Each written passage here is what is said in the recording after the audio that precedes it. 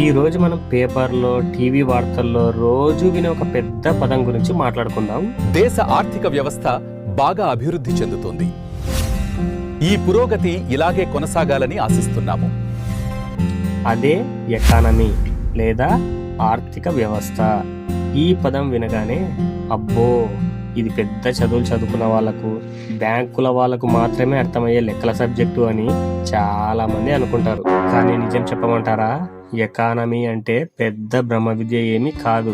అది మనందరి ఇళ్లలో రోజు జరిగే ముచ్చటే. సింపుల్గా చెప్పాలంటే, ముందుగా మీ ఇల్లు ఎలా గడుస్తుందో ఆలోచించండి. ఇంట్లో నాన్నగారో అమ్మగారో లేదో మీరో పనికి వెళ్ళి నెలాఖరుకు 4 డబ్బులు ఇంటికి తెస్తారు.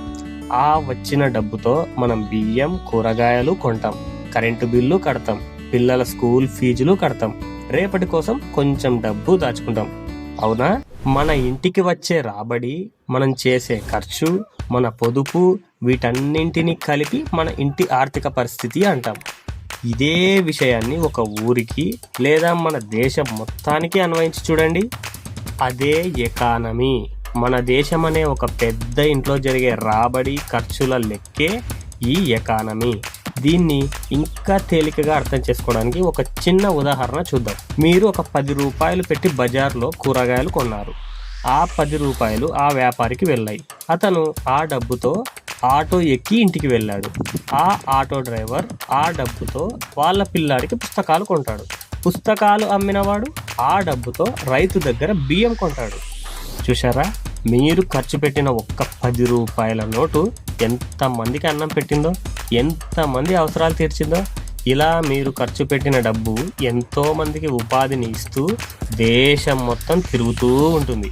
ఒకరు వస్తువులు తయారు చేయడం, ఇంకొకరు వాటిని కొనుక్కోవడం, డబ్బు ఒకరి చేతిలోంచి మరొకరి చేతికి మారడం, ఈ జరిగే మొత్తం చక్రాన్నే మనం ఎకానమీ అంటాం.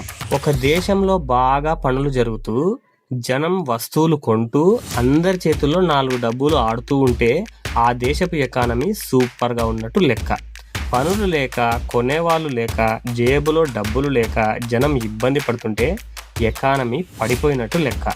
కాబట్టి ఎకానమీ అంటే ఎక్కడో ఢిల్లీలోనో అమెరికాలోనో లేదు. ఉదయం లేచి పనికి వెళ్ళే ప్రతి ఒక్కరి చెమటలోనూ ఉంది. పొలంలో దున్నే రైతు దగ్గర నుంచి బజార్లో బండి మీద ఇస్త్రీ చేసేవాడి దాకా అందరూ ఈ ఎకానమీలో భాగమే. మనమంతా కలిస్తేనే ఎకానమీ.